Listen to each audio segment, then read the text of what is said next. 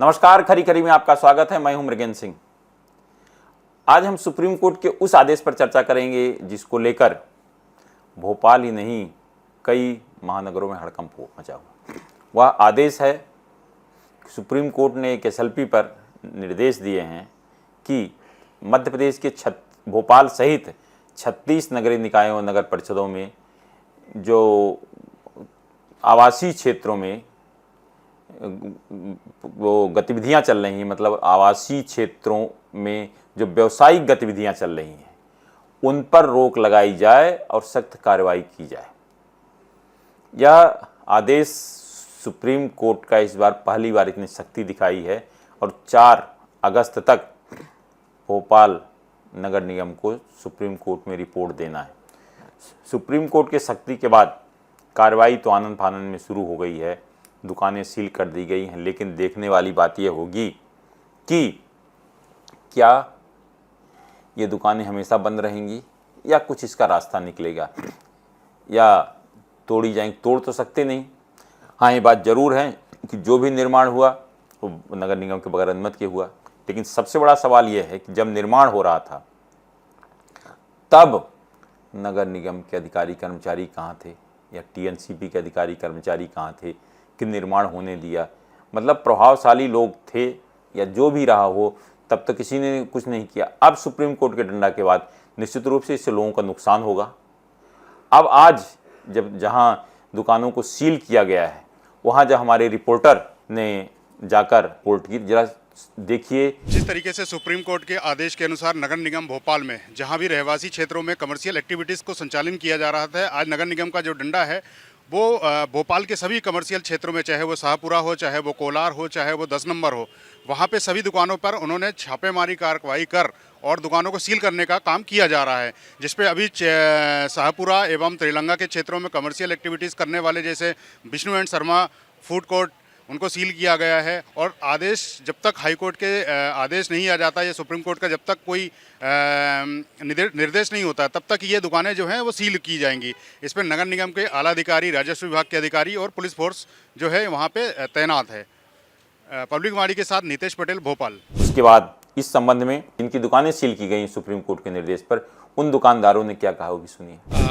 आज कल नगर निगम का एक नोटिस मिला था, वो 24 घंटे में आपका प्रतिष्ठान खाली करना है, तो उसकी कार्रवाई चल रही है। अभी खाली तो कर लिया है, ऊपर बोर्ड का भी आया तो बोर्ड भी करवा रहे हैं, बट वो ऐसा है कि रेसिडेंशियल में आपने कमर्शियल खोल रखा है, तो ये तो कमर्शियल ही जगह 80 फीट रोड है दोनों तरफ, तो ये रेसिडेंशियल तो मेरे हिसाब से तो नहीं है। बाकी अगर कोई सॉल्यूशन निकालेंगे ये कि पैसा जमा करना है, कुछ करना, तो उस पर हम तैयार हैं, बट कोई सॉल्यूशन तो मिले हमें। जब आपने परमिशन ली थी तब उसमें नगर निगम के अधिकारी ने क्या कह के परमिशन दी? नहीं, उसमें तो सारी परमिशन ले रखी है मैंने, एक भी ऐसी परमिशन नहीं है जो नहीं ले रखी। नगर निगम की, फायर की, लेबर की, सारी परमिशन ले रखी है मैंने। परमिशन तो सारी है मेरे पास। बाकी प्रॉपर्टी टैक्स, कमर्शियल टैक्स, हर इलेक्ट्रिसिटी सारा कमर्शियल जमा कर रहा हूँ। नियम बता के ये सील किया जा रहा है। अब ये था इनका कि ऐसा बोला गया कि आप रेसिडेंशियल में कमर्शियल वो कर रहे हैं, तो अभी थोड़े दिन पहले दैनिक भास्कर में 1-2 साल पहले निकला था कि 80 फीट रोड पर कमर्शियल एक्टिविटी करते हो तो कमर्शियल टैक्स जमा करें, ऑटोमेटिकली कमर्शियल में आपकी कन्वर्ट हो जाएगी। तो वो सारा हम कर रहे हैं, वो सारे रूल्स फॉलो कर रहे हैं हम। ऐसा नहीं कोई भी हमने नहीं करा, हर चीज़ फॉलो कर रहे हैं। मगर फिर भी ये तो इसका समाधान निकाले प्रशासन निकाले या गवर्नमेंट निकाले, क्योंकि इसमें व्यापारी परेशान हो रहा है और उनके साथ बहुत सारे परिवार हैं, 100-150 परिवार, वो भी परेशान हो रहे हैं, वो भी धंधा पानी जा रहा है, वो कहाँ करेंगे, उनका घर परिवार कैसे चलेगा। अब इसके बाद जो नगर निगम के अधिकारी थे जो वहाँ जिन पे काफ़ी नाराज़गी थी, काफ़ी नाराज़ थे लोग, तो एक अधिकारी कर्मचारी की तरह ऐसा लगा कहीं मारपीट न कर दें। अधिकारी ने क्या कहा, जरा भी सुनी। अभी यहाँ से स्टार्ट किया हमने, और कुछ लोगों ने काफ़ी बंद कर लिए हैं शॉप्स, तो जब खुद ही से उन्होंने कमर्शियल एक्टिविटीज़ बंद कर ली हैं तो फिर कितने मकान है यहाँ पर? ये तो कुछ 150 प्लस हैं वैसे तो, बट कुछ लोगों को नोटिस मिले हैं, मतलब कुछ लोगों को नोटिस तो सभी को सर्कुलेट हुए हैं, बट हमने अभी जहाँ भी कार्रवाई सही से स्टार्ट की है। जिन्होंने बंद कर लिया क्या उनको सील करेंगे या फिर वो अपने? जिन्होंने स्वेच्छा से बंद कर लिया है तो फिर उनसे एक अंडरटेकन लेंगे कि वो जब तक आगे कोई डिसीजन नहीं आए तब तक वो चालू नहीं करेंगे। अभी हाँ अभी स्वेच्छा से बंद कर लिया उन्होंने। जो हमने इस मामले में आम आदमी पार्टी के प्रदेश उपाध्यक्ष उमेश त्रिपाठी से बात की, तो जरा वो भी सुनिए क्या कहा उन्होंने। जो भोपाल में नगर निगम के द्वारा कार्रवाई की जा रही है, यही कार्रवाई पहले क्यों नहीं की गई? ये एक हर समय जो है तो जनता को परेशान करने के लिए कुछ न कुछ स्कीम लाते रहते हैं। जब वहाँ पे घर का निर्माण हो रहा था तब नगर निगम के कर्मचारी क्यों नहीं देखे और उस समय उनको क्यों नहीं रोका? यदि चलो हो भी गया, वो कर रहे हैं, तो आप उनमें अतिरिक्त चार्ज लगा के और उनको अनुमति दें। आज इतनी बेरोजगारी फैल गई है कि लोग परेशान हैं। कुछ न कुछ वो घर से अपने बच्चों के जीविकोपार्जन के लिए यदि कर रहे हैं, तो अभी कम से कम भाजपा सरकार को इतना तो देखना चाहिए कि हम न रोजगार दे रहे हैं, न शिक्षा दे रहे हैं, न कुछ कर रहे हैं, तो जो रोजगार कर रहे हैं उनको न परेशान करें। ये अकेले भोपाल का नहीं, ये इसके पहले भी हुआ, गुजरात में हुआ। गुजरात में वहाँ पे बीच का रास्ता निकाला और उनको किसी को न निर्माण तोड़ा, न विस्थापित किया, और उनके ऊपर अतिरिक्त कमर्शियल टैक्स लगा दो ना यार। कमर्शियल टैक्स लगा के आप चार्ज करो। मेरा तो मध्य प्रदेश गवर्नमेंट से, भोपाल नगर निगम कमिश्नर महापौर से निवेदन है कि उनको ना उजाड़ा जाए, ना उनको विस्थापित किया जाए, ना उनका मकान तोड़ा जाए, उनसे कमर्शियल टैक्स लगा के उनको व्यवस्थित किया जाए, उनका व्यापार चलने दिया जाए। आपने सुना सबने क्या कहा। अब वास्तव में जो पूरा मामला है मैं आपको बताना चाहता हूँ। इसमें है क्या, याचिका लगाई गई थी जिसमें सुप्रीम कोर्ट ने कहा है कि आवासीय क्षेत्र में जो भी गैर आवासीय गतिविधियाँ चल रही हैं उन पे पूरी तरह से रोक लगाई जाए। भोपाल में ऐसे लगभग 589 मतलब 589 अभी तक चिन्हित किए गए हैं जहां आवासीय क्षेत्र में व्यावसायिक गतिविधियां चल रही हैं। मैं आपको डिटेल इसमें बता देता हूं, जिसमें सबसे ज़्यादा 429 अरेरा कॉलोनी रोहित नगर में है, और उसमें बैरागढ़ में 48, कोलार रोड में 200, चूना भट्टी मन्नीपुरम में 61, इंद्रपुरी में 15, गिंदौरी में 45, करोंद में 39, लाल घाटी में 67, अशोका गार्डन 80 फीट रोड में करीब 60 और कोईपिजा में 54। इस करीब लगभग 589 इसमें हैं जिसमें चिन्हित किए गए हैं, और उसमें 429 अरेरा कॉलोनी के अलग हैं, 589 बाकी शेष शहर में हैं। मतलब टोटल अगर देखा जाए तो 504 900 मतलब 1000 से ऊपर हैं, जिसके हालांकि तोड़ा नहीं है, सील कर दिया गया है। इस पे व्यवसायिक गतिविधियां नहीं होगी। इसका लोगों ने विरोध किया है उसने पूर्व पार्षद ने विरोध किया। लेकिन अब इसमें क्या रास्ता निकलेगा, रास्ता सरकार को निकालना पड़ेगा। देखिए, जो सबसे खराब स्थिति इस कारण बन रही है कि मध्य प्रदेश का जो मास्टर प्लान, मतलब भोपाल का मास्टर प्लान नहीं आ रहा है, इस कारण ये स्थितियां हैं। आखिर लोगों जनसंख्या बढ़ रही है, रोजगार के अवसर लोग ढूंढ रहे हैं, आखिर कुछ ना कुछ तो करेंगे, कहाँ जाएंगे।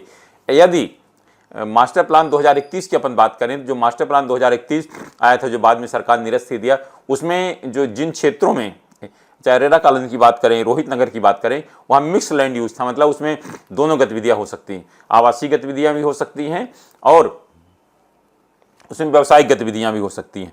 इसलिए लोगों ने बना दी शायद, लेकिन मास्टर प्लान आ ही नहीं रहा। अपन बड़े बड़े विकास की बात करते हैं, लेकिन भोपाल का मास्टर प्लान, जब तक मास्टर प्लान नहीं आएगी तो इस तरह के अवैध निर्माणों पर रोक नहीं लगाए। चाहे सरकार कितनी भी सख्ती करे, सरकार रोज नए नए नियम निकालती है, लेकिन मुझे लगता है कि सरकार को इस मामले में कुछ रास्ता निकालना चाहिए। जैसे इसके पहले आप 2022 में भी हुआ था, जब अस्पतालों को लेकर चला था कि आवासीय क्षेत्र में जो अस्पताल चल रहे हैं तो उनको हटाया जाए, लोगों ने कहा, जो न्यायालय का निर्देश था।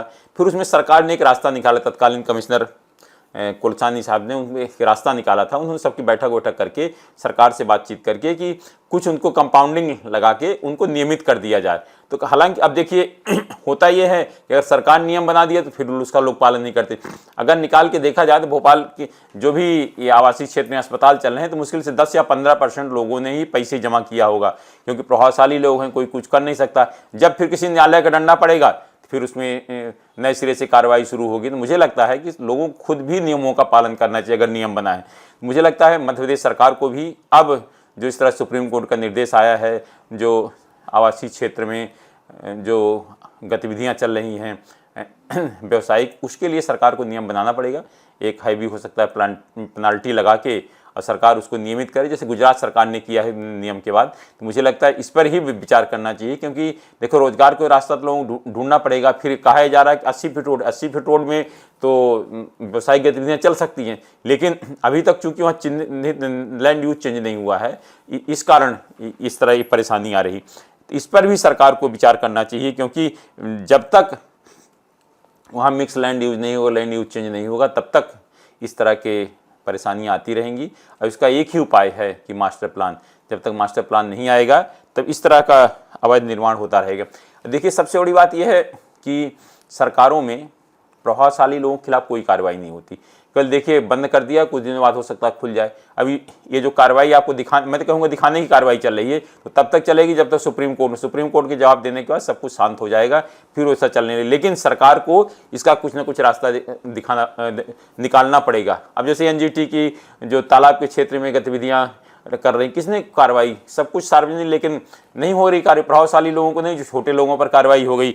अब जैसे अपन बात करें कि प्रेमपुरा झुग्गी थी, झुग्गियों गरीबों को हट गई, लेकिन उसके आसपास धार्मिक स्थल हैं और लोगों के निर्माण है, कहीं किसी के नहीं हटाया गया है। तो सरकार को ये भी करना होगा कि न्यायालय के निर्देश का पालन करिए और सख्ती से करिए, लेकिन उसमें आप प्रभावशाली लोग और गरीब न देखिए। जो निर्देश है पालन, आप अगर उठा के देख लिया जाए तो राजनेताओं के, विधायकों के, अधिकारियों कितने मकान तालाब क्षेत्र में, लेकिन किसी के खिलाफ कोई कार्रवाई नहीं हो रही। तो जब तक नियम जो है सबके लिए बराबर होना चाहिए, तभी व्यवस्था में सुधार आएगा और जो सब चीज़ें सही होंगी। केवल आप चीन के करेंगे देख के कि अरे कमज़ोर आदमी से आगे पीछे कोई नहीं है, प्रभावशाली नहीं है, इसका कोई नेता रिश्तेदार नहीं है, इसके नेता के पास इसकी जान पहचान नहीं है, किसी अधिकारी के पास नहीं, उस पर कार्रवाई करेंगे तो निश्चित रूप से भविष्य के लिए ठीक नहीं है।